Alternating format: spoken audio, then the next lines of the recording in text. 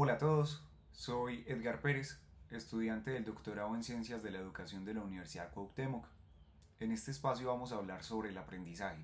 Vamos a conceptualizarlo, a saber cuáles son sus tipos, sus teorías y por qué es importante. Durante este recorrido vamos a tener como referentes a Schunk, a Gallardo y Camacho. Ok, una primera explicación que nos da la neurociencia es que la información que percibimos de nuestro entorno es procesada en el cerebro desde una organización neuronal sináptica. La sinapsis son las conexiones que hacen las neuronas dentro del cerebro para poder mover toda la información a sus distintas partes. El cerebro tiene una parte que se llama sistema nervioso central y se encarga de muchos procesos que ponen el cuerpo en conexión con otro sistema que es el sistema nervioso autónomo, lo que facilita que la información que percibimos del medio se diferencie en distintos tipos para que tengan un significado hacia lo que aprendemos. El inicio del aprendizaje se da entonces en el cerebro a través de las experiencias y el conocimiento, por lo que desde la filosofía se analiza que desde las posturas de Platón y Aristóteles, esa concepción de aprendizaje es una experiencia sensorial y una forma de conocimiento derivada de la razón. Desde la psicología se le da mucha importancia a lo que son los estímulos y las conductas, porque el aprendizaje sucede en cada individuo cuando se analizan estas conductas y sus percepciones frente a algo. Pero entonces, ¿cuál sería el significado que le da Schunk al aprendizaje? Schunk lo define como cambios en la conducta por medio de la experiencia y la práctica, por lo que Gallardo y Camacho también agregan que se considera que es aprendizaje cuando no es transitorio y cuando se liga a la experiencia y modifica sus operaciones cognitivas. Ya que tenemos en cuenta que el aprendizaje inicia en el cerebro y se extiende a través del funcionamiento del cuerpo en interacción con el contexto o el medio, podemos considerar que también existen varios tipos de aprendizaje. Vamos a ver varios de ellos. Por ejemplo, el aprendizaje por descubrimiento es la forma en que el individuo hace una construcción autónoma del conocimiento. El aprendizaje por percepción es una exposición constante, instructiva dentro de una totalidad estructurada. El aprendizaje significativo es la forma en que el sujeto o el individuo hace una comparación de lo que ya sabe con lo que va a conocer. Mientras que el aprendizaje mecánico, aunque no puede ser tan significante dentro de las informaciones, eh, puede ser una adquisición memorística también muy importante dentro del tipo de área. Por ejemplo, una área importante para este aprendizaje mecánico eh, puede ser la música, ¿sí? Porque en la música se necesita de mucha repetición para una fluidez de pasajes o melodías dentro de una ejecución instrumental. Vamos a ver otros tipos. En estos cuatro tipos de aprendizajes que vamos a ver, tenemos que hacer una conexión de lo que es el aprendizaje repetitivo con el aprendizaje mecánico. Pero la pequeña diferenciación que tiene el repetitivo con el mecánico es que literalmente va a asimilar una información que no necesariamente se tiene que reorganizar a nivel cognitivo.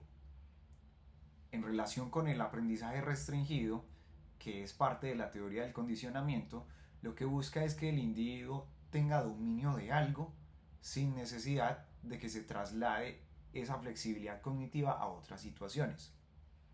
Pero entonces aquí también cabe destacar que el aprendizaje reproductivo y el aprendizaje productivo ya se diferencian de estos dos.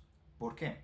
Porque el aprendizaje productivo busca que se obtenga y se organice la información para generar aprendizajes nuevos, mientras que el aprendizaje reproductivo hace que esa información se aplique a distintos problemas que el individuo tenga con la experiencia.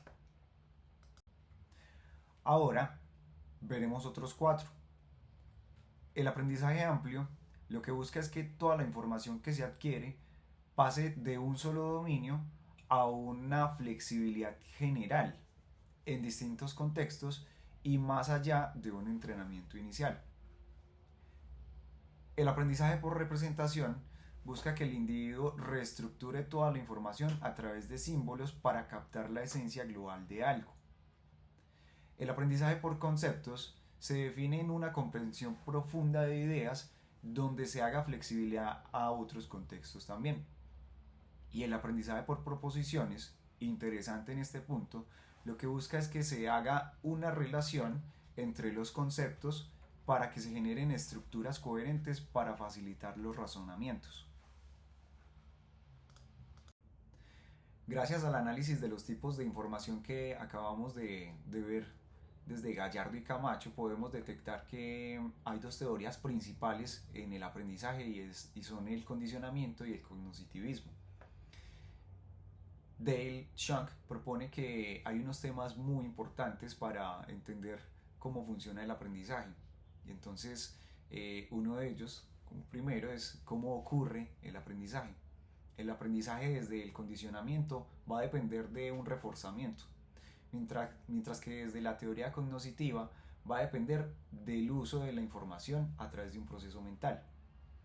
Pero entonces la memoria, como segundo aspecto a abordar en esos temas, es importante porque en el condicionamiento depende de unos estímulos, por un lado, mientras que en el cognitivismo depende de la codificación del conocimiento para volverlo significante posteriormente.